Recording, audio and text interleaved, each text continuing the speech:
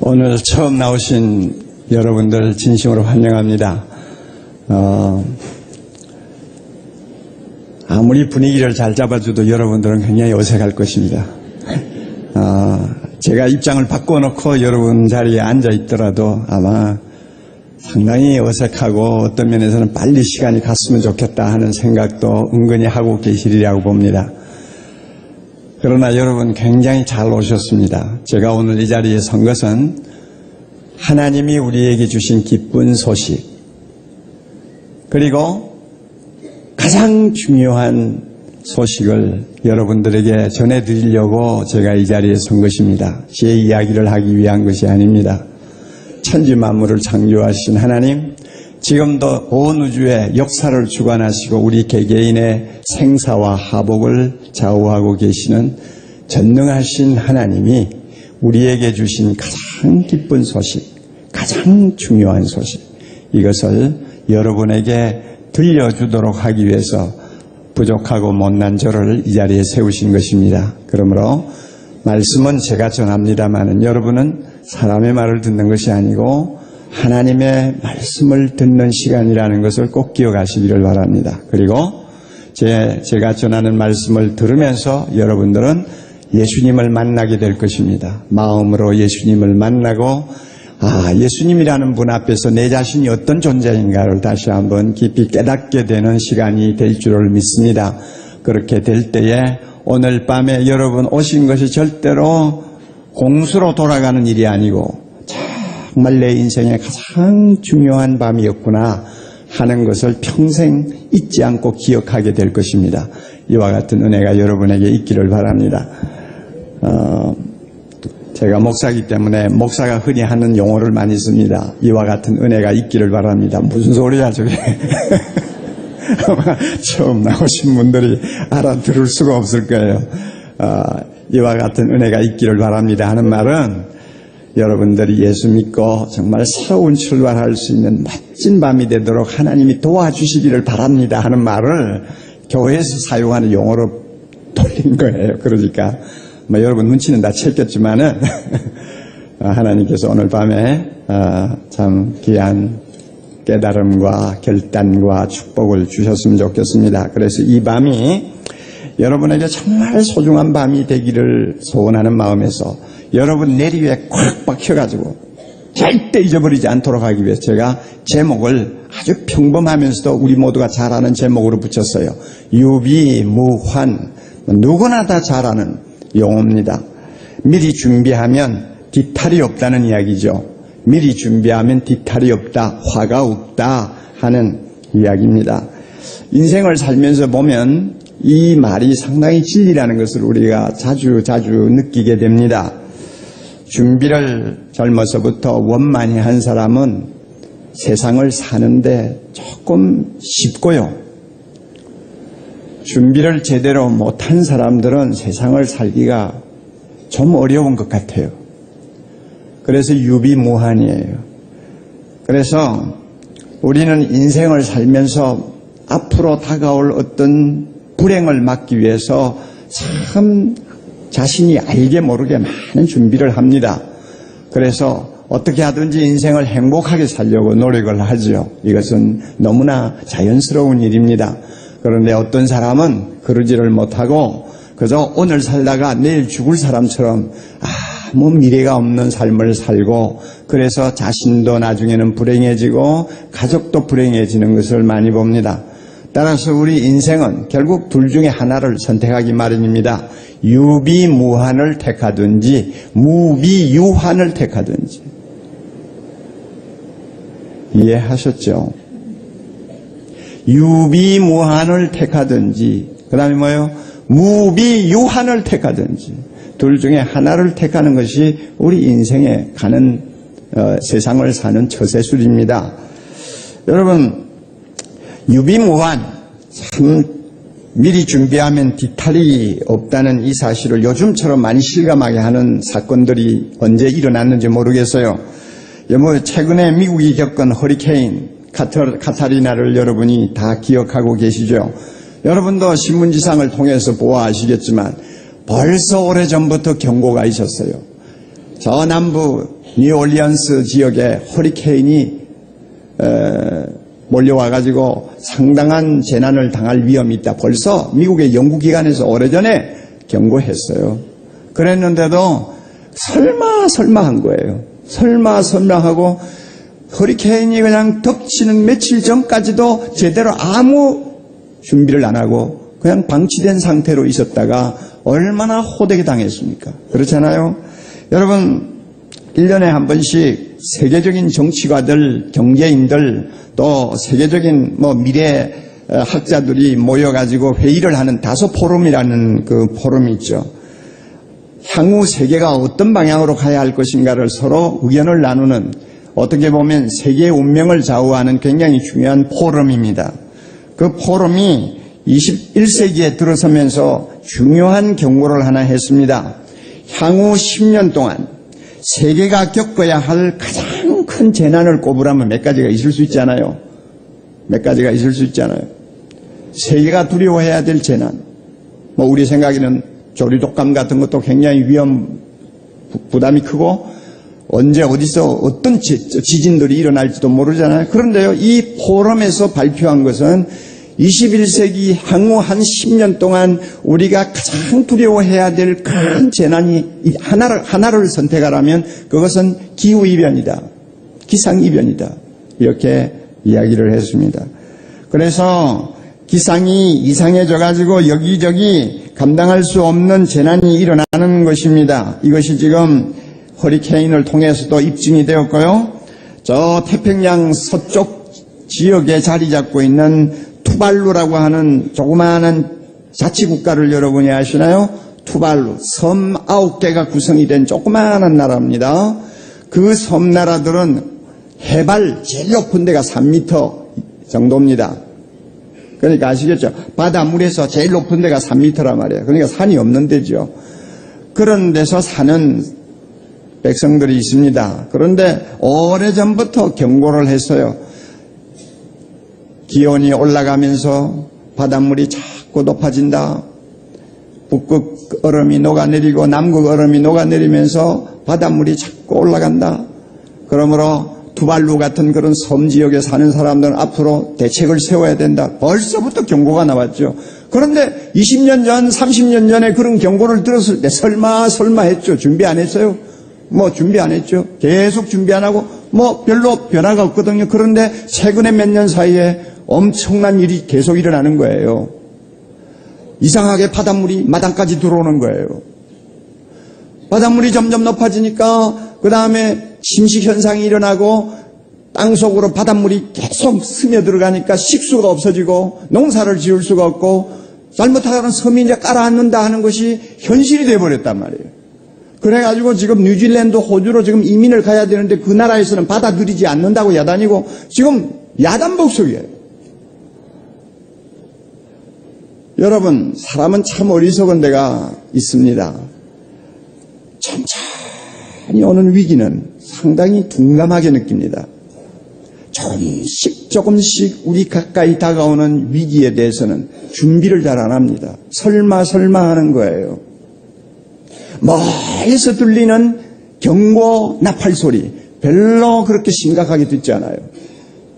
그래서 조금씩 천천히 다가오는 자기 운명에 대해서 너무나 소홀히 하다가 준비되지 못한 채 당하는 사람들이 역사상 얼마나 많습니까? 우리 주변에도 얼마나 많습니까? 그런데 오늘 저녁에서는 진짜 우리가 준비해야 될 중요한 문제를 여러분에게 말씀드리려고 합니다. 준비 안 하면 큰일 날 문제를 여러분에게 먼저 말씀드리려고 그래요. 그것은 무서운 운명입니다. 그 운명이 천천히 서서히 다가오고 있어요. 그러나 경고는 오래전부터 나와 있습니다. 하나님이 우리를 향해서 경고하셨기 때문에 오래전부터 경고가 되어 있지만 사람들은 당장 눈앞에 어떤 그 위험을 느끼지 못하기 때문에 그저 예사로 듣고 넘어가고 준비를 안 하는 것입니다. 오늘 저녁에 그 문제를 여러분에게 말씀드리려고 합니다. 그러면 뭔데 우리가 지금 준비 안 하면 안 된다고 하는 거냐? 자, 여러분 자막에 말씀 한마디를 제가 띄우겠습니다. 아마 성경을 전혀 못 읽으신 분들은 벌써 내용을 봐도 빨리 안 들어올 거예요. 그래서 제가 설명을 조금씩 보태려서요. 히브리서, 성경에 보면 히브리서라고 있어요. 9장 27절 제가 여러분들과 함께 읽도록 하겠습니다. 잘 보세요. 하나님께서 말씀하십니다. 한 번 죽는 것은 사람에게 정하신 것이요 그 후에는 심판이 있으리니. 어려운 말씀이 아닙니다. 사람은 누구나 다 죽는다 하는 이야기죠. 그리고 죽음 다음에 심판이 따라온다 하는 이야기입니다. 제가 이 문제를 가지고 좀 설명을 하겠습니다. 죽음, 이것은 우리가 설명이 별로 필요 없는 사실입니다. 누구나 다 인생은 죽기 위해서 태어납니다. 그러므로 태어나면서부터 카운트다운이 시작되는 시한부 인생을 사는 것이 우리 모두의 운명입니다. 아무도 여기에서는 예외가 없습니다. 지금 세계적으로 1년에 얼마나 많은 사람이 죽어나가느냐. 인천시 하나가 그냥 쓸려가듯이 죽어나갑니다. 얼마나 많은 사람이 죽어가는지요. 계속 죽어갑니다. 1년에 인천시 하나가 죽어요. 없어져요. 그만큼 많은 사람들이 지금 죽어나갑니다. 그러므로 우리 모두도 한 사람도 피하지 못하고 반드시 죽습니다. 요즘 가만히 보니까요. 수명이 계속 연장되지 않아요. 이제 줄기세포 이야기까지 나오면서 상당히 사람들이 느긋해지는 기분인 것 같아요. 그래서요, 건강에 대해서 굉장히 많은 사람이 관심을 갖고 장수하는 데 대해서 굉장한 호감을 갖습니다. 그래서 텔레비마다 장수 프로그램을 만들어가지고 건강식단을 우리 눈앞에 내놓고, 그 다음에 세계에서 가장 장수하는 사람들이 많이 사는 장수 마을을 카메라 들고 돌아다니면서 장수의 비결이 무엇인가를 그냥 전부 수집해가지고 텔레비에서 우리들에게 계속 자료를 공급해 줍니다. 그래서 사람들은요, 이제는 죽음은 상당히 멀리 있는 것 같이 느끼게 만들었어요. 지금 이것이 오늘의 우리의 현실입니다. 그리고 각종 외국계 노화방지 클리닉이 5개, 6개가 지금 서울에 들어와 있어요. 그래서 어떻게 하면 늙지 않도록 예방하느냐 하는데 초미의 관심을 가지고 사람들이 다 집중합니다. 그러니까 자연히 죽음이 내하고 상당히 거리가 먼 것처럼 착각을 하게 만듭니다. 그러나 속지 마세요. 아무도 죽음을 피해갈 사람이 없습니다. 왜 그런지 아세요? 다시 한번 아까 그 성경 구절요. 다시 한번 잘 보세요. 왜 그런지 아세요? 한 번 죽는 것은 사람에게 뭐 한 것이요? 정하신 것이요. 누가 정해놨어요? 하나님이 정해놓은 거예요. 하나님이 정했어요. 우리가 잘 아는 대로 인류의 조상 아담이 하나님을 거역하고 죄를 범했지 않습니까? 그 범하는 순간부터 하나님께서 아담에게 선언을 했어요. 너는 흙이니 흙으로 돌아갈지니라. 너는 흙이니 흙으로 돌아갈지니라. 하나님이 한번 명령하셨어요. 우리 인간을 만드신 하나님이 우리 인간을 향해서 너는 흙이야. 결국은 흙으로 돌아갈 것이니라. 하나님이 이렇게 선언한 다음에 흙으로 돌아가는 운명을 피한 사람은 이 세상에 아무도 없어요. 다 죽었어요. 정하신 겁니다. 하나님이 정해준 운명입니다. 그러므로 우리가 시급하게 준비해야 될 것이 있다면, 정말 우리가 준비해야 될 중요한 것이 있다면 죽음입니다. 왜 죽음이냐? 죽으면 다 끝나는데 뭘 준비해? 죽으면 끝난다고 하는 것으로 우리가 확신을 할 수 있다면 준비할 거 없죠. 죽으면 끝나니까. 그랬으면 좋겠어요. 저도 그랬으면 좋겠어요. 죽으면 다 끝나고 모든 것은 다 무로 돌아가고 더 이상 죽음 후의 문제를 가지고 신경을 안 써도 될 상황이면 준비할 필요가 없죠. 언제 죽어도 죽으니까 그날까지 우리가 하고 싶은 대로 다 하면 되는 거예요. 그러나 기가 막힌 사실이 있어요. 왜 죽음을 준비해야 되느냐? 그 다음에 따라오는 것 때문에 그렇습니다. 한 번 죽는 것은 사람에게 정하신 것이요, 그 후에는 무엇이 있다고 했습니까? 심판이 있다고 하는 것입니다. 죽음 다음에는 심판이 따라온다는 거예요. 이거 참 사람이 기절할 노릇이에요. 정말 놀라운 이야기입니다. 심판이 있대요. 여러분, 심판이 뭡니까? 심판이 뭐예요? 하나님께서 우리 모두에게 죄값을 물어서 그 죄의 값을 영원토록 치르도록 만드는 게 심판입니다. 성경에는 이런 심판을 놓고 용어를 몇 가지 더 사용합니다. 지옥이라는 말도 사용합니다. 저주라는 말도 사용합니다. 멸망이라는 말도 사용합니다. 어떤 때는 이것을 죽음이라고도 표현합니다. 어떤 형식으로 표현을 하든지 간에 그 내용은 우리가 세상에 살면서 범죄한 모든 죄값을 하나님이 철저하게 물으시는 영원한 시간, 이것이 심판입니다.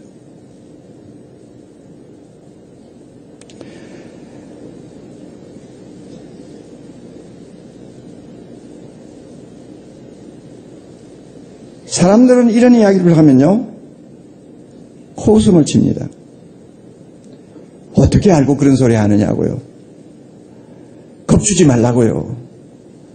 당연히 그런 반응이 나올 수 있습니다. 그러나 저는 내 소리 하는 게 아니라니까요.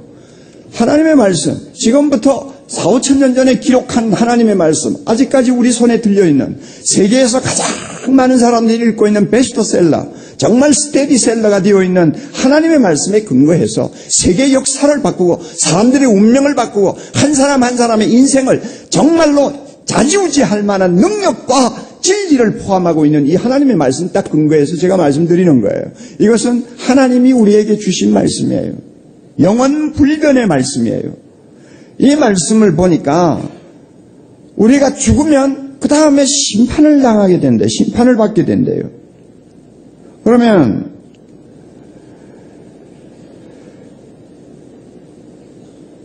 심판을 받게 된다면 무엇을 잘못해서 심판을 받느냐 하는 생각이 여러분에게 들지 않겠어요? 자, 성경 말씀 한 곳도 여러분에게 소개해 드리겠습니다. 요한복음 5장 29절 좀 볼까요? 요한복음 5장 29절 잘 보세요. 선한 일을 행한 자는 생명의 부활로, 악한 일을 행한 자는 심판의 부활로 나오리라. 자, 저기 잘 보시면요, 선한 일을 행한 자는 심판 안 받아요. 하나님이 준비하신 영원히 사는 축복을 누립니다. 이것이 생명의 부활이라고 그래요. 그 다음에 악한 일을 행한 자는 심판받는 부활로 갑니다. 그런데 이 부활이라는 말을 여러분이 이상하게 생각하실지 모르겠어요. 우리 인간은요, 하나님이 자기 형상을 본받아서 만든 특수한 존재입니다.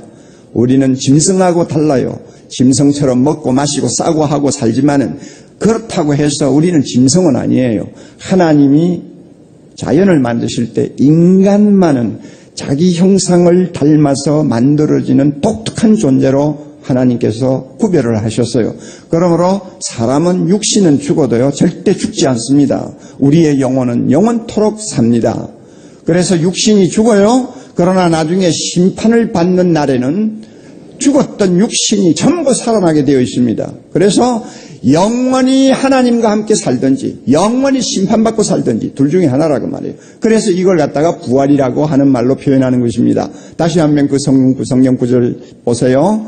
선한 일을 행하면 영원히 사는 부활을 누리게 되고, 악한 일을 행하면 영원히 저주받는 죄값을 묻는 부활을 누리게 된다고 말입니다. 이게 심판이에요.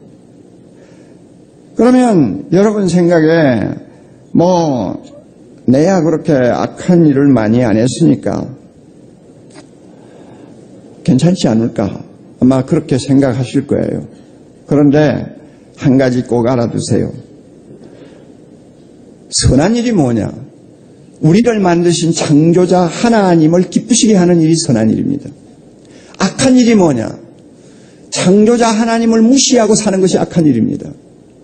다르게 보지 마세요. 부모 밑에서 사랑받고 자란 아들이 조금 머리가 커지니까 부모 간섭 받기 싫어서 집을 튀어나갔다. 나가가지고 몇 년 동안 돌아다니면서 제 맘대로 살아요. 그러나 나가서 나쁜 짓 안 했어요. 여자하고 놀지도 않았고 남에게 훔치지도 않았고 사기도 치지 않았고 폭력을 행사하지도 않았고 열심히 공부하고 열심히 준비해서 나중에는 훌륭한 사람이 되었어요. 자, 여러분, 그러면 자랑스러운 자식 아닙니까? 그러나 부모에게 가서 물어보세요. 당신 자식을 어떻게 생각합니까? 호로운 놈이지. 호로운 놈새끼지. 왜요? 저렇게 열심히 공부하고 참 출세한 아들을 왜 그렇게 말합니까? 출세가 그게 내하고 무슨 상관이요? 부모 사랑 배신하고 말이야 집을 뛰쳐나가서 제 마음대로 산 놈을 제가 아무리 훌륭한 사람 되고 유명한 사람이 됐대도 나에게는 죄인이요. 부모는 분명히 그렇게 이야기할 거야. 호로운 놈이라고. 맞아요? 세상에도 그런다고 말이에요. 하나님이 우리를 만드셨어요. 그러면 우리는 어떻게 살아야 됩니까? 하나님을 기쁘시게 하고 하나님을 경배하고 하나님의 뜻대로 순종하면서 살아야 될 거 아니에요. 삶의 중심에 하나님이 계셔야 될 거 아니에요. 그런데 우리는 어떻게 된 판인지 태어나서부터 하나님 아예 제쳐놓고 살았어요. 머리가 커질수록 하나님, 무슨 그게 대단한 존재냐. 우리는 그런 식으로 알고 내가 하나님이 되어가 살았잖아요. 나를 위해서 살았잖아요. 내가 하나님이요. 나를 기쁘게 하기 위해 살았어요. 나만을 위해서 살았어요. 이게 우리 인생 아니요. 그러면 성경에 놓고 비추어 볼 때 무엇이 선한 사람이냐? 하나님을 중심에 놓고 그분을 위해 산 사람은 선한 일을 행한 사람이고, 나를 중심에 놓고 나를 위해서 인생을 산 사람은 악한 일을 행한 사람이에요. 성경은 그렇게 이야기합니다. 뭐 거짓말 몇 번 했느냐? 그까짓 것은 다 세 발의 피예요. 그렇다면 한 번 죽는 것은 사람에게 정하신 것이요 그 후에는 심판이 있으리니 하고 선언하는 분이 누굽니까? 하나님이에요. 우리가 심판이 있을 것이다 생각하는 거 아니에요. 하나님이 딱 정해놓고 너희들이 세상에서 하나님을 섬기고 하나님에게 영광을 돌리지 않고 제 마음대로 살고 자기를 하나님처럼 착각하고 사는 사람은 반드시 심판이 따라온다 하는 이야기입니다. 여러분, 이 사실을 우습게 들으시면 안 됩니다. 죽음 다음에는 반드시 심판이 옵니다. 심판이 기다리고 있습니다. 그렇다면 준비해야 되잖아요. 그 심판을 어떻게 당합니까? 우리는 세상을 살다가 조금만 힘들고 괴로워도 뭐라고 말합니까? 지옥 같다는 소리 하죠. 가보지도 않고도 가본 일도 없는데 지옥 같다는 소리 하죠. 지옥 같다고 말할 때는 어떤 의미를 표함합니까? 정말 못 견디겠다는 이야기 아닙니까? 하나님의 심판이 그렇게 무서운 거예요. 상상을 초월합니다.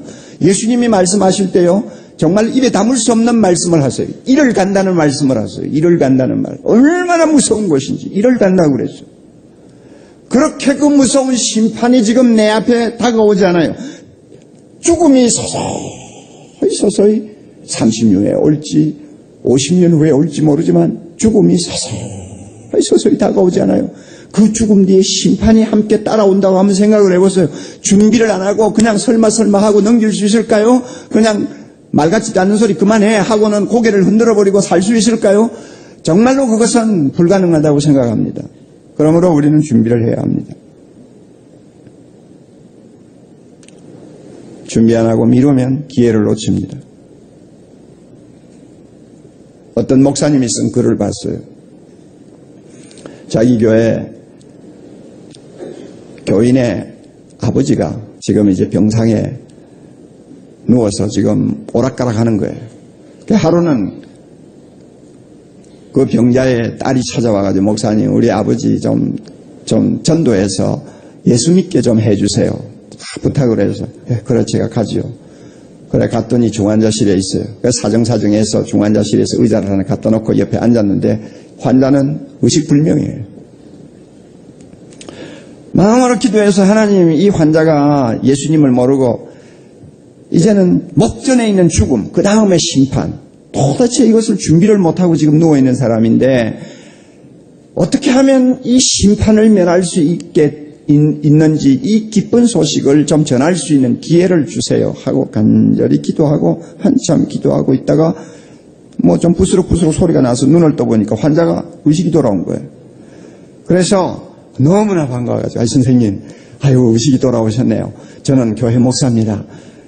어떠세요? 그랬더니 이 환자가 목사님 손을 꽉 잡고 목사님 저에게요 어떻게 하면 구원을 받을 수 있는지 이 구원을 받는다는 말은 심판을 면한다는 말과 같습니다. 어떻게 구원을 받을 수 있는지 좀 가르쳐 주세요. 너무너무 겁이 나요. 물론이죠. 제가 그렇게 가르쳐 드리기 위해서 지금 이 자리에 와 있습니다. 그러면 제가 하나님 성경 말씀 한 곳 읽어 드릴게요 하고 성경을 찾아가지고 이래가 펴서 읽어 주려고 하는데 또 무의식으로 돌아가 버린 거예요. 가버린 거예요. 기회를 놓쳤어요. 그리고 얼마 후에 숨이 끊어졌어요. 너무너무 목사님이 충격을 받아가지고 글을 써놓은 것을 제가 봤어요. 사람이라는 건 모르죠. 내 생각에는 내가 지금 한 40대니까 앞으로 40년은 더 살겠지. 차차 들어도 좋다. 뭐 대각성 전도 집회도 뭐 매년마다 할 테니까 어쩌다가 와도 한 5번은 오겠지. 뭐 이런 식으로 생각하시고 그냥 느긋하게 계실 수도 있어요. 그러나 천만에요. 저나 여러분이나 절대 그렇게 안심할 수 없습니다. 그렇다면 준비해야죠. 시간이 아직 있을 때 우리 모두가 준비해야 합니다. 어떻게 준비할 수 있습니까? 막상 준비를 하고 싶어도 우리에게 굉장히 어려운 난제가 하나 있습니다. 그래, 맞았어. 자, 심판이 있다고 하자. 그러면 그 심판을 면하고 심판 대신에 하늘의 축복을 내가 소유하려면 어떻게 준비를 하면 될까? 선한 일을 해야 될 텐데 그럼 어떻게 선한 일을 할까? 아무리 생각해도 인간은 스스로 심판을 준비할 만한 능력이 없어요. 심판자는 하나님입니다. 하나님이 심판하는 거예요. 그러면 하나님이 지금 나에게 원하는 조건이 뭐냐? 막연하게 알 것 같지만은 구체적으로 모르는 게 우리 모두의 상태입니다. 우리 모두의 입장입니다. 몰라요. 그러니까 준비를 마음대로 할 수가 없어요. 어떻게 하면 하나님이 심판대 앞에서 너는 잘했다 하고 칭찬을 하실 수 있도록 내가 지금부터 할 수 있는가? 우리 힘으로 그 해답을 찾아낼 수가 없습니다. 선하게 살면 될 거 아니냐, 거짓말 안 하고, 그 다음에 교회도 좀 왔다 갔다 하고, 뭐 선하게 살면 됐지. 그런데요, 여러분, 우리가 생각하는 선이라는 것은 아주 우습게 짝이 없는 겁니다. 왜 그런가 하면요, 하나님은 거룩하신 분입니다. 선 그 자체입니다. 선 그 자체가 만족할 만한 선을 우리가 행할 수 있습니까? 한번 생각해 보세요. 선 자체이신 하나님을 만족시킬 만큼 내가 선해질 수 있느냐, 그 말이에요. 만약 누군가 그럴 수 있다고 고개를 끄덕이면 그 사람은 자기를 속이는 거예요. 우리에게 선한 것이 있어요. 선을 행할 수 있는 능력이 우리에게 있어요. 어느 정도는 선할 수 있어요. 노력만 하면은, 고행만 하면은 어떻게 하든지 악한 것과 거리를 두고 선하게 살 수 있어요. 그러나 성경을 보면 우리에게 있는 선은 무엇과 같으냐? 하나님 앞에서는 태양 앞에 촛불과 같은 거예요. 캄캄한 밤에는 촛불이 대단한 것 같지만 태양이 떠오르면 촛불은 그 있으나만 아니에요. 아무 의미가 없는 거예요. 불은 불이지만은 하나님 앞에서는 의미가 없는 존재예요. 우리 모두는 그런 존재입니다. 내 스스로 심판을 준비하기 위해서 선하게 살고 싶지만은 어떻게 사는 것이 진정 선한 것인지를 잘 몰라요. 우리는 태어날 때부터 악한 자로 태어납니다. 우리의 본성은 악합니다. 자꾸 인간의 본성 선하다고 고집하는 사람이 있는데 그 사람은 이제 그만큼 자기를 속였으면은 조금 철이 들었으면 좋겠어요. 조금 철이 들었으면 좋겠어요. 제가 자기 마음을 봐도 선한 것이 별로 안 보이는데 계속 입으로 선하다 하면 그 얼마나 좀 어떻게 보면은 안 입고 와요. 예? 진짜 안 입고 없죠.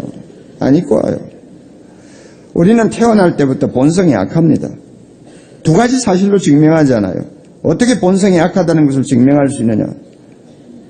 평생 하나님을 우습게 알고 살았잖아요. 그 정도면 최고로 악한 거지. 이 가운데서 그래도 사회적으로 저명하신 분들도 계실 거예요. 공부를 많이 하신 분도 계실 거예요. 종교에 대한 해박한 지식도 갖고 계시는 분 계실 거예요.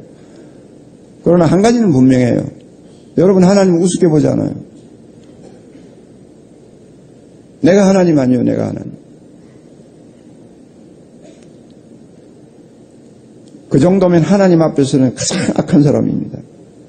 또 하나, 내가 악하다는 걸 어떻게 증명해요? 죽지 않아요, 죽어.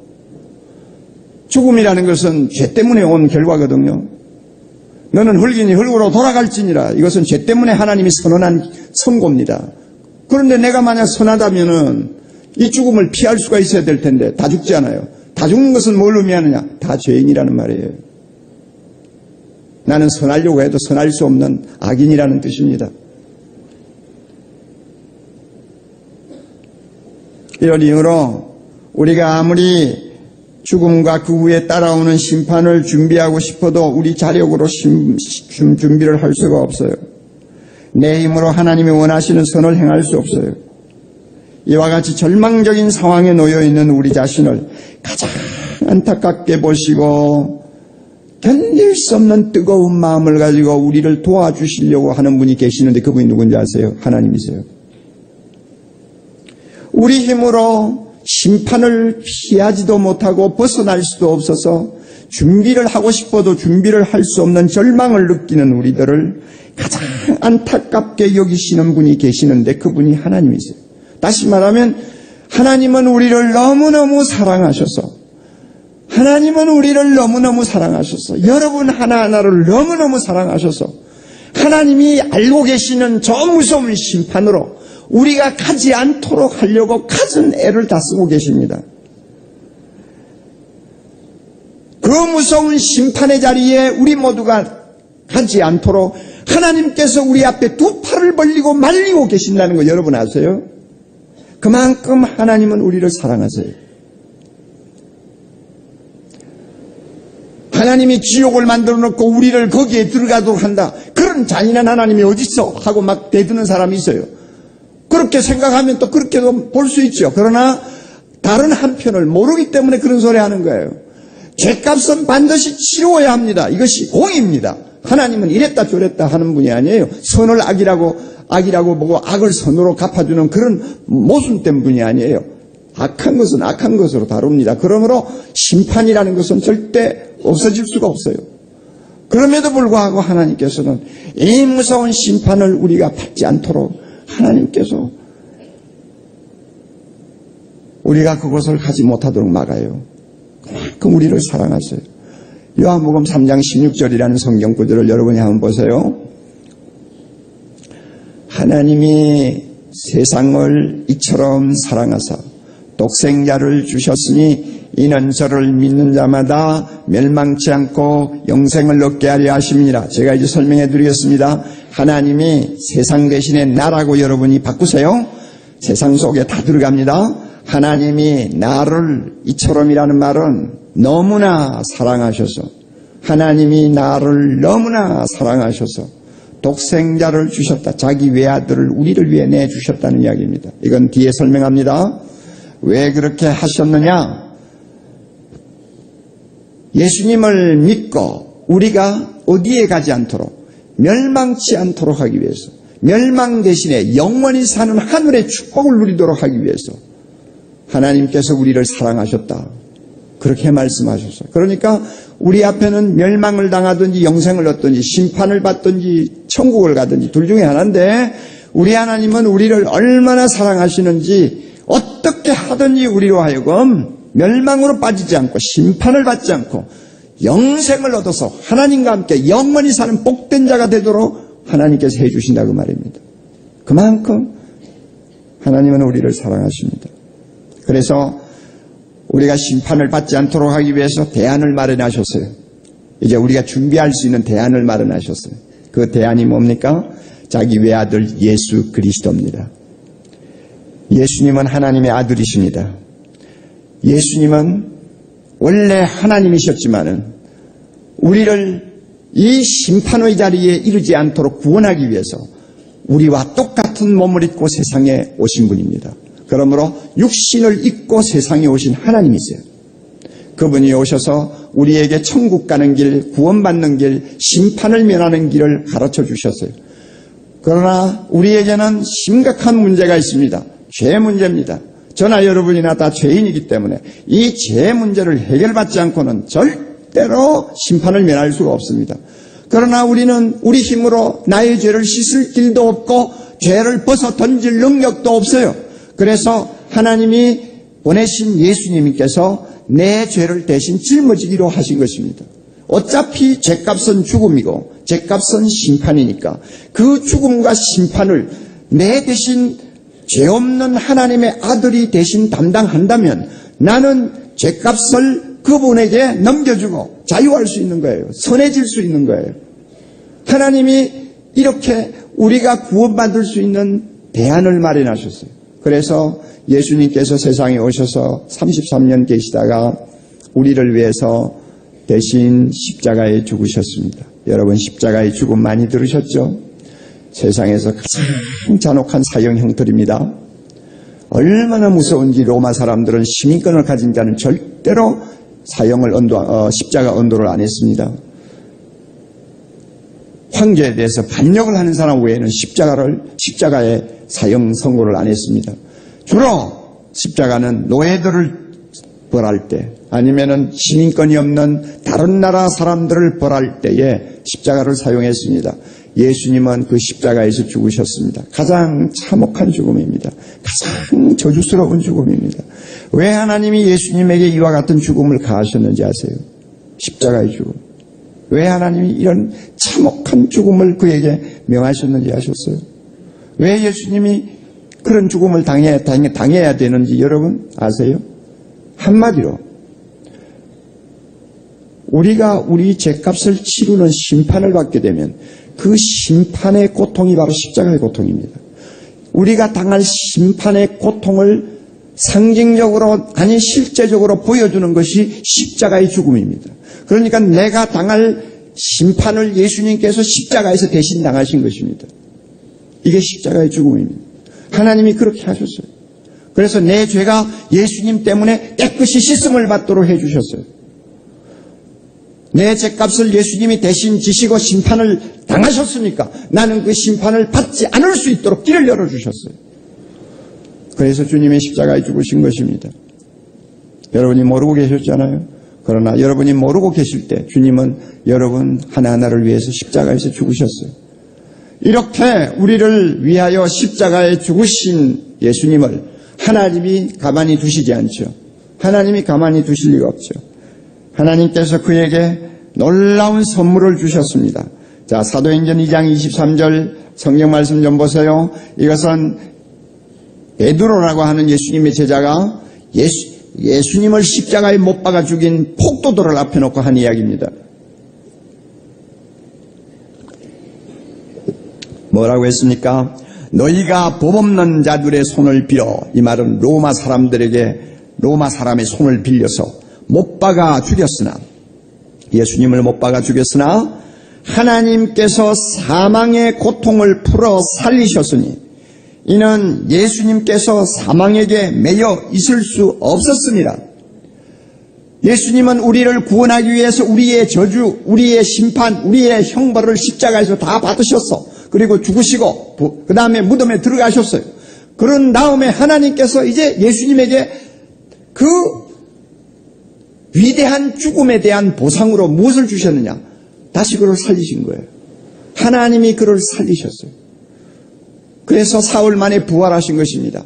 그리고 나서 하나님께서 우리를 향해서 선언하셨어요.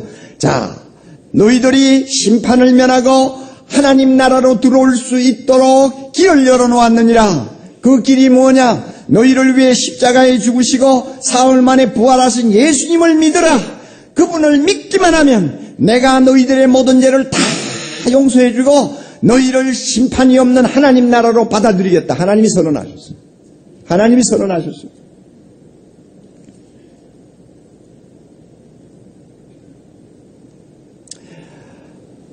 로마서 10장 9절 하나님의 말씀 한 번 더 봅시다. 로마서 9장 10절 보세요.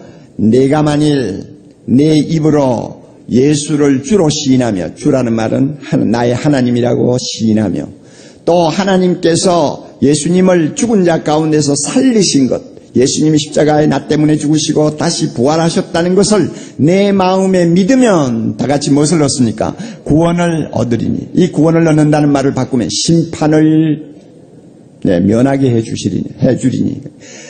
자, 보세요. 어렵지 않아요? 어렵지 않아요? 예수님이 하나님의 아들이시고 그 예수님이 나를 구원하기 위해 세상에 오셨고, 세상에 오셔서 나의 죄를 대신 짊어지고 십자가에서 저주와 심판을 받으시고 죽으신 다음 사흘 만에 다시 부활하셔서 이제는 나를 하나님 나라로 인도하시는 구원자가 되셨다. 요거 믿으면 된다 그 말이에요. 이거 믿으면. 예수님이 바로 그런 분이라는 것을 그냥 마음으로 받아들이는 거예요. 여러분이 나는 그래도 아직도 잘 모르는데, 성경도 잘 모르고 그 맨발이 들어가지고 되겠나, 좀 더 깊이 연구해가지고 다 알고 난 다음에 믿겠다. 여러분, 그것은 착각이에요. 우리는 예수님을 아무리 알고 싶어도 다는 못합니다. 그러나 제가 전해드리는 이 말씀 정도만 알아도 심판을 면하고 하나님 나라로 들어갈 수 있도록 하나님께서 문을 열어놨습니다. 할렐루야. 이게 기쁜 소식이라는 말입니다. 이게 기쁜 소식이라는 말이에요.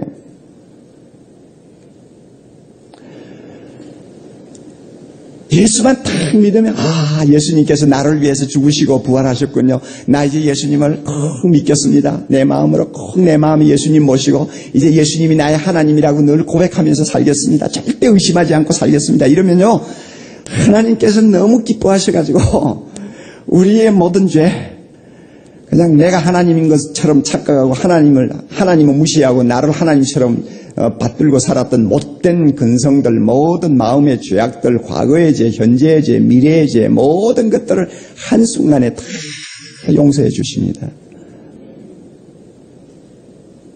저 이름 옥하늘이라고 하니까 여러분 많이 이상하게 들으셨죠? 세상에 다니고 이런 이름 없습니다. 옥시도 귀한데 이름까지 이상하죠. 옥하늘인지 옥한흠인지 그러죠. 자, 그런데 여러분, 제가 이 이름 때문에 한동안은 상당히 컴플렉스에 걸려가지고 굉장히 어려웠는데 나중에 이름을 좀 갈려고 하다가 갈지를 못했어요. 우리 교인들이 반대해가지고 못 갈았어요. 좋대요. 근데 그게 왜 좋은지 난 몰랐어요. 그런데 어느 날 제가 크게 깨달은 거 있어요. 할아버지가 내 이름을 이렇게 지어줬는데 한문을 뜯어봐도 의미가 없고 하여튼 이상한 이름이에요. 그런데 어느 날 예수님께서 나의 죄를 위해서 십자가에 죽으셨다. 그래서 나는 심판을 면하고 이제 하나님 나라에 들어가는 백성이 된다. 왜? 나는 예수님을 믿으니까.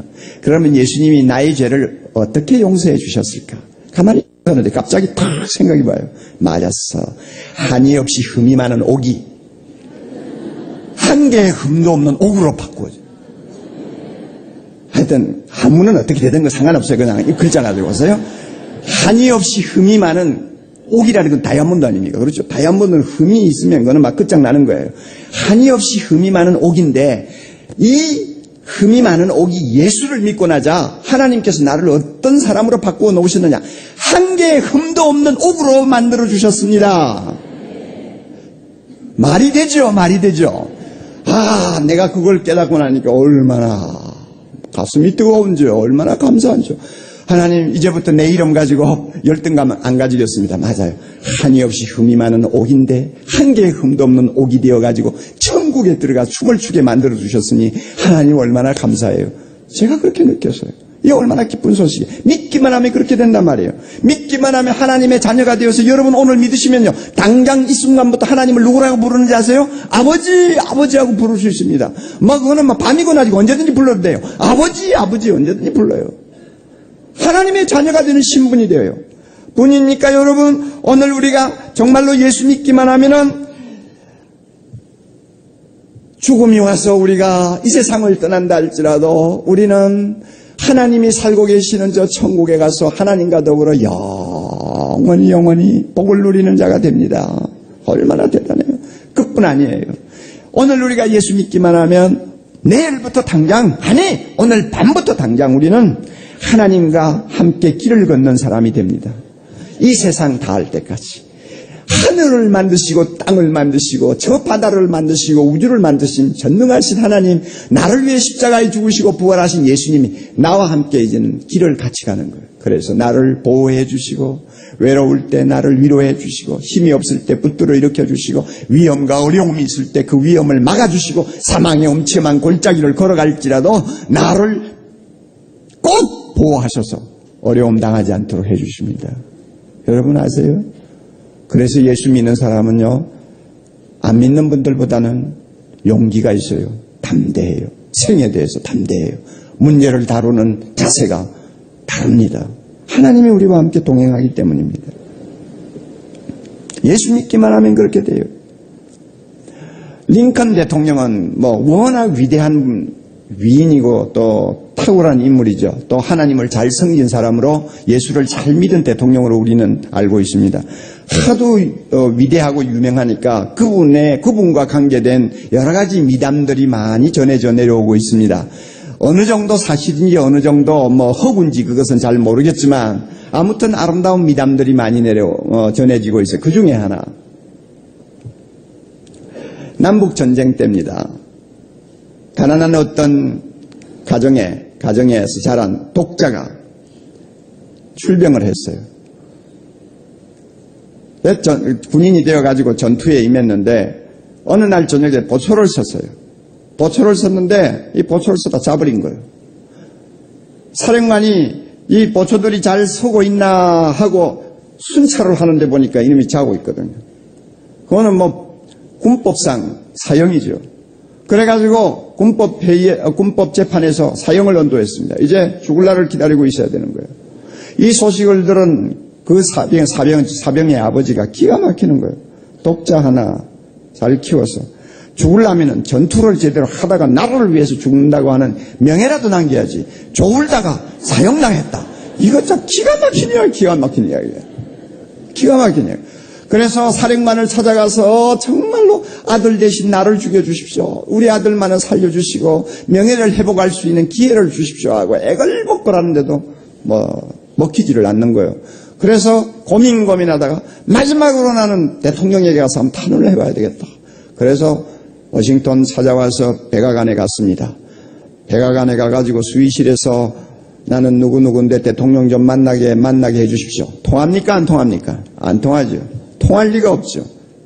그러니까 몇 번 애걸복걸하다가 수의실에서 전부 커트를 당하니까 너무 기가 막혀서 그 옆에 있는 길가에 있는 벤치에 와가지고 머리를 푹 싸고 흐느끼고 있었습니다. 그런데 그런 장면을 한 10대 소년이 하나 유심히 보고 있었어요. 들어가려다가 못 들어가고 와가지고 울고 있는 시골의 아저씨가 참 너무 가련했던가 봐요. 찾아갔습니다. 가서 아저씨 왜 그러세요? 무엇 때문에 그러세요? 그 농부가 그랬어요. 우리 아들이 여차 이렇게 해서 지금 죽음 직전에 있는데 대통령에게 좀 호소 좀 하려고 하는데 들여보내주지를 않잖아. 아저씨 그래요. 절 따라오세요. 정신 딱 바른 사람 같으면 안 따라가죠. 그런데 하도 급하니까 초등학교도 다닐 둥 말 둥하니 조그만 한 10살 내외 어린 애가 따라오라고 하는데 따라갔어요. 줄줄 따라갔더니 수위 있는 데로 가더니 이 아저씨 제가 데려가는 아저씨예요. 그러니까 통과? 쭉 들어가더니 나중에는 백악관 안쪽으로 들어가가지고 문을 탕탕하고 두드리고 들어가더니 아빠 이 아저씨 이야기 좀 들어봐요. 내가 들으니까 너무 기가 막혀요. 아버지 좀 들으시고 좀 어떻게 좀 잘해주세요 하고는 나가버린단 말이에요. 가만히 보니까 아들이란 말이에요. 대통령 아들이란 말이에요. 그래서 대통령에게 자초지종을 이야기했더니 참 눈물겨운 이야기죠. 대통령이 그 아들을 특사로 다시 살려주었다는 이야기입니다. 미담이죠. 여러분 우리가 예수 믿으면 하나님 앞으로 간다. 그리고 심판은 면하고 우리가 하나님 나라로 들어갈 수 있다. 그 희한한 이야기다. 들을지 모르지만 만약에 그렇게 길을 열지 않았다면 무슨 재주로 우리가 하나님 앞에 직접 들어갑니까? 손 한번 들어보세요. 우리가 하나님 앞에 직접 들어가서 한번 하나님이라고 부를 수 있는 자신 있는 사람. 하나님이 어디 계세요? 어디 계세요? 어디로 가야 됩니까? 동으로 가야 됩니까? 서로 가야 됩니까? 어디로 가야 됩니까? 대낮에 찾아야 됩니까? 밤에 찾아야 됩니까? 하나님이 어디 계세요? 모르잖아요. 들어가고 싶어도 못 들어가지요. 이 숫검정처럼 시커먼 놈이 무슨 하나님을 찾아가요? 안 되잖아요. 그런데 하나님의 아들 예수님이 우리의 안내자가 되신 거예요. 예수님만 꼭 믿으면 가는 거야 그냥. 어디까지? 하나님이 계시는 데까지 가는 거예요. 여러분 이게 믿음이라는 것입니다. 이게 예수 믿는다는 것입니다. 말 같지도 않는 소리 같지만 이건 진리입니다. 하나님이 이 길을 열어주셨기 때문에 우리의 모든 죄 용서받고 심판을 면제받고 하나님 나라로 들어가는 것입니다. 예? 이게 얼마나 기가 막힌 이야기입니까? 여러분 오늘 저녁에 제가 끝으로 말씀드립니다. 만약 여러분이 안 믿으시면 그리고 오늘 저녁에 다시 옛날로 돌아가신다면 제가 한 가지 분명한 사실을 예언할 수 있어요. 여러분이 만약 안 믿으신다면 세월이 흐를수록 여러분은 굉장히 초라해질 것입니다. 두고 보세요. 제 말이 절대 거짓말 아닙니다. 여러분 눈에 제가 젊어 보이나요? 제가 70이 다 됐거든요. 여러분 잘 보세요. 인생 살 만큼 살았어요. 우리 교회 교인들 한 6만 명 돼요. 우리 교회 교인만 만나나요? 숱한 사람들을 국내외로 만나면서 제가 지금까지 살아왔는데 하나님 모르고 사는 사람들. 젊어서는 빛이 광이 나죠. 그러나 세월이 흐를수록 제가 뭐라고 그랬죠? 어떻게 된다고요? 초라해집니다. 초라해져요. 여러분 예수 안 믿으면요 시간이 흐를수록 인생의 겨울의 문턱을 넘어설수록 여러분은 굉장히 불안해질 것입니다. 어디로 가는지를 모르니까. 심판이 분명히 있기 때문에 우리에게는 공포가 있어요. 마음에 은근한 공포가 있어요. 여러분 이런 사람 되면 안 되잖아요. 이런 사람 되면 안 돼요. 그리고 예수 없이 여러분이 인생을 마친다면 정말 여러분은 허무해질 것입니다. 무엇을 잡기 위해서 신기루처럼 달려왔나요? 아무것도 없잖아요. 자식 잘 키웠네. 잘 키운 자식일수록 부모에게는 불효라는 거 여러분 아시죠? 예. 누구를 믿고 살아요? 부인? 글쎄 요즘 부인도 못 믿겠어요. 도대체 한때 텔레비에 수없이 나오는 여러분 명예 권력 그것까지 웃기지 마라. 지금 15년 전에 텔레비에 그렇게 막 법석 떨던 인물들 지금 다 어디 있어요? 인생은 허무한 거예요. 그래 목적 없이 달려왔으니까 허무할 수밖에 없죠. 그러나 여러분 오늘 저녁에 이 시간 여러분이 예수를 믿으면 놀라운 일이 일어납니다. 이 세상에 살면서 여러분이 놀라운 사실을 발견하게 됩니다.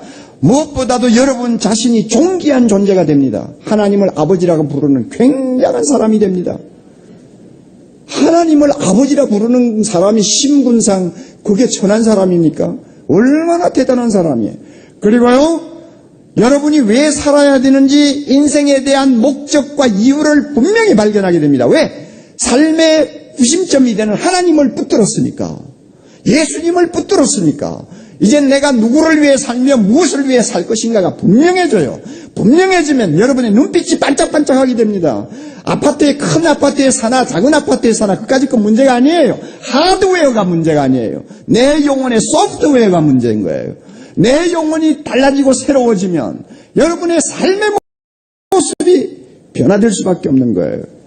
그리고 세상이 얼마나 불안하고 무섭습니까? 내일 일을 아무도 우리는 예측할 수가 없습니다. 아무리 오늘이 안심하고 살 수 있어도 내일 눈 뜨면 눈앞에 무슨 일이 일어날지도 아무도 몰라요.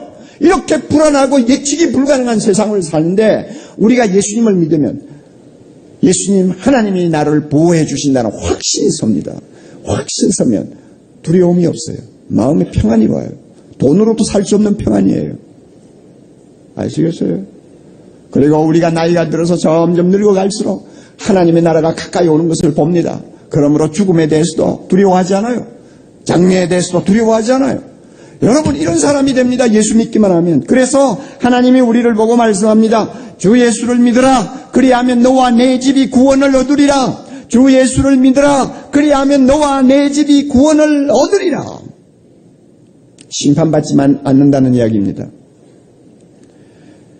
초등학교를 다니는 어린 소년이 있었습니다. 그 소년이 친구 따라 교회를 갔다가 예수님을 믿게 됐어요. 이 예수님을 믿는다는 말을 아까 우리 김 권사님 간증하면서 예수님이 나를 만나 주셨다 하는 말을 했는데 굉장히 어려운 말입니다. 그런데 예수님을 믿게 됐어요. 그러니까 말 바꾸면 예수님과 만난 거예요. 초등학생 때 예수님을 믿고 변화되면요 굉장합니다. 저도 그런 사람 중에 하나거든요.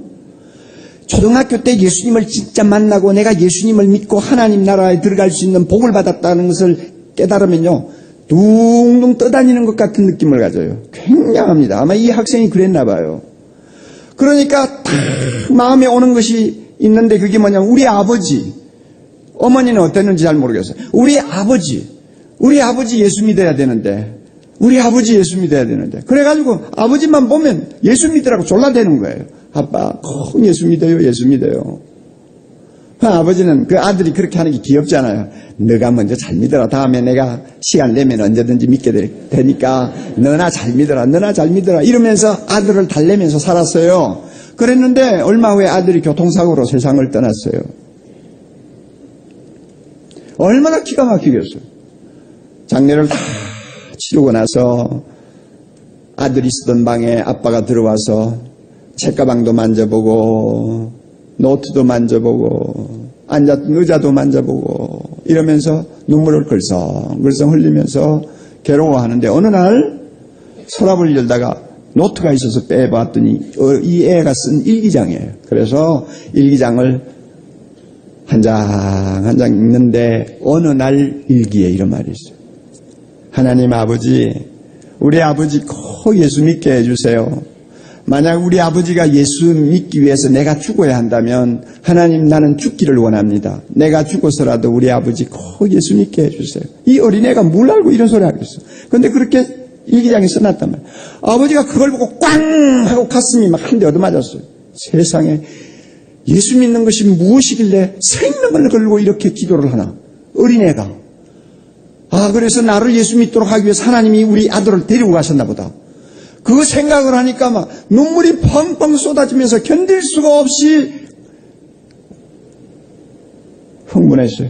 그래서 무릎을 꿇고 하나님 앞에 기도했습니다. 하나님, 이 더러운 죄인, 아들만도 못한 놈, 어린애가 발견한 진리를 나이가 이렇게 들어서도 발견하지 못한 이 어리석은 놈, 지금이라도 예수 믿겠사오니 하나님 불쌍히 여겨주시고 받아주세요.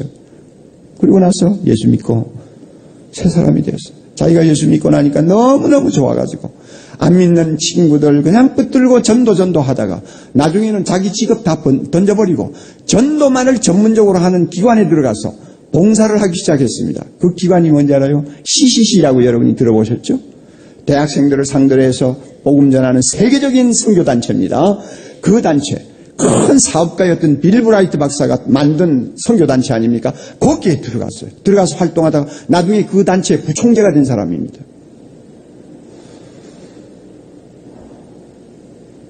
오늘 이 자리에 오신 사랑하는 형제자매 여러분, 하나님은 여러분을 사랑하십니다. 그래서 이 자리를 마련하시고 여러분을 부르신 것입니다. 여러분에게 어려운 것을 요구하지 않습니다. 여러분을 대신해서 십자가에 죽으시고 부활하신 예수님을 믿으라고 합니다. 믿기만 하면 링컨의 아들이 농부를 대통령 앞으로 인도하듯이 우리가 믿기만 하면 예수님께서 우리를 하나님 앞으로 인도하시고 죽음 다음에 기다리는 심판을 면하게 해주신다고 합니다. 이 놀라운 기쁜 소식을 듣고도 여러분이 마음을 닫으시면 안 됩니다. 마음을 여시고 믿으십시오. 여러분 인생 달라질 것입니다. 여러분의 인생 하늘의 복을 누리게 될 것입니다. 여러분이 마음으로 내가 믿어야 되겠다 하는 결심을 할 수 있도록 도와드리기 위해서 찬송가를 먼저 우리 교우들이 같이 부르겠습니다. 찬송가를 부를 동안 찬송가 가사를 여러분이 조용히 지켜보시면서 마음으로 결심하세요. 예수 믿어야 되겠구나 하는 결심을 해보세요. 하나님이 도와주실 것입니다. 331장 우리 같이 부르겠습니다.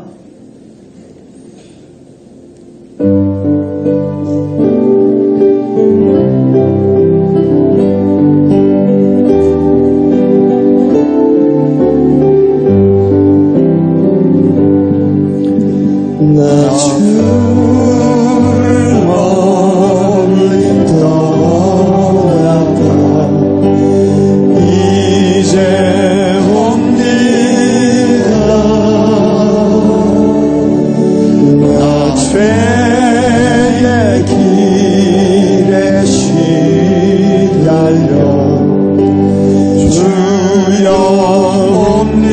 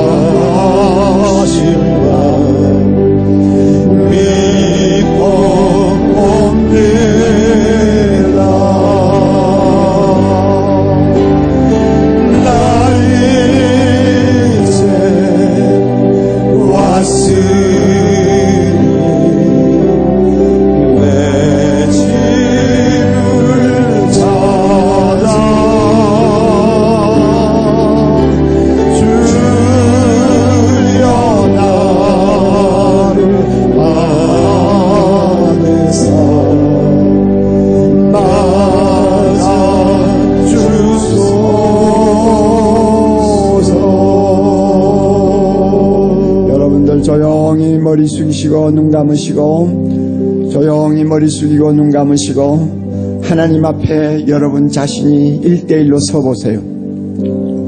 지금 예수 그리스도께서 여러분 앞에 와 계십니다. 보이지 않지만은 이 가운데 계셔서 여러분 하나하나를 개인적으로 만나고 계십니다. 그분을 주목하십시오. 그분은 하나님의 아들이십니다. 그분은 나의 죄짐을 지고 십자가에서 심판을 대신 받으신 분입니다. 그분은 죽음을 이기고 사흘 만에 부활하신 분입니다. 그분은 우리를 하나님 나라로 인도하실 유일한 구원자입니다. 그분을 꼭 믿을 수 있는지 여러분 자신을 한번 돌아보시고 믿어야 되겠다고 생각되시면 조용히 여러분을 데리고 오신 우리 교회 성도들과 손을 꼭 잡고 그 자리에 일어나시기를 바랍니다. 제가 여러분을 위해서 기도해 드리겠습니다. 주저하지 말고 일어나십시오. 주저하지 말고 일어나십시오. 미루면 안 됩니다. 기회를 놓치면 안 됩니다. 하나님이 부르십니다. 수고하고 무거운 짐진 자들아 다 내게로 오라 내가 너희를 쉬게 하리라고 말씀하셨습니다. 수고하고 무거운 짐진 자들아 다 내게 오라고 말씀합니다. 우리가 세상 살면서 죄짐 짊어지고 얼마나 힘들게 살고 있습니까? 주님 앞에 나와야 됩니다. 예수님 앞에 오라고 합니다. 여러분 주저하지 말고 그대로 일어나십시오. 일어나시면 하나님이 여러분을 받으실 것입니다. 여러분 받으시고 여러분에게 심판을 면제해 주시고 영원한 하나님 나라를 선물로 주시고 이 세상 살면서도 하나님인 아버지가 되셔서 우리를 보호하시고 우리와 함께 동행하실 것입니다. 조금 시간 더 드리겠습니다. 주저하지 마시고 일어나십시오. 예수님께서 두 손을 크게 벌리시고 여러분을 받아주실 것입니다. 여러분을 안아주실 것입니다. 여러분에게 평안을 주실 것입니다. 여러분에게 기쁨을 주실 것입니다. 여러분으로 하여금 인생을 새로운 눈을 가지고 살 수 있도록 마음을 변화시켜 주실 것입니다. 일어나십시오. 2층에도 일어나시고 저 비디오실에서 예배를 드리시는 분들도 여러분 일어나십시오. 하나님은 어디나 다 같이 계십니다. 일어나십시오.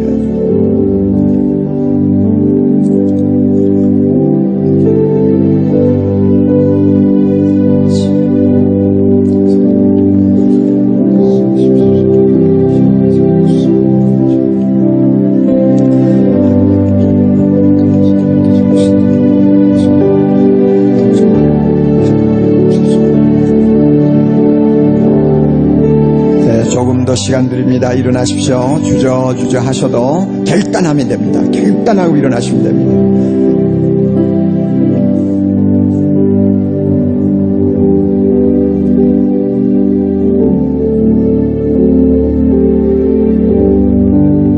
제가 기도하겠습니다. 살아계신 하나님 아버지, 우리를 너무너무 사랑하셔서 독생자 예수 그리스도를 우리 대신 내어주시고 우리를 위하여 예수님이 십자가에서 지옥의 심판을 다 감당하게 하시고 그 대신 우리를 죄에서 죽음에서 심판에서 건져주시고 하나님 나라에 들어가는 영광스러운 자녀 삼아주신 거 감사합니다. 하나님의 이런 선물을 받기 위해서 오늘 이 시간 많은 형제자매들이 일어났습니다. 주님이 일으켜주셨습니다. 예수 믿도록 일으켜주셨습니다. 주님이 마음을 열어주셨습니다. 주님이 결단하게 해주셨습니다. 성령이시여 이 일어난 심령들마다 피 묻은 손으로 만져주셔서 하나님의 놀라운 은혜가 강수처럼 그 마음이 흘러넘치도록 축복해 주시옵소서. 하나님 예수 믿기로 결정한 이 귀한 형제자매들 마음속에 하늘의 평안을 주시기를 바랍니다. 죄 용서받은 기쁨을 주시기를 바랍니다. 천국을 바라보는 소망을 주시기를 바랍니다. 세상을 하나님 살아가되 조금도 세상을 두려워하지 않냐고 용기 있게 살 수 있도록 능력을 주시기를 원하옵고 바라옵나이다. 이들의 믿음을 더욱더 키워주셔서 이들을 통해 가정이 변화되게 하시고 사회가 변화되게 하시고 나라가 변화되게 하시고 세계가 달라질 수 있도록 이들을 하나님의 아들 딸로 사용해 주시기를 간절히 원하옵나이다. 자비로우신 하나님, 일어난 형제자매들을 인도하느라고 그동안 열심히 기도하며 수고한 우리 교회 성도들 마음의 기쁨을 주옵소서. 각성을 주시옵소서. 다시 한번 은혜를 받도록 축복해 주시옵소서. 모든 영광 주님을로 받으시기를 바라옵고 예수님 이름으로 기도드리옵나이다. 아멘.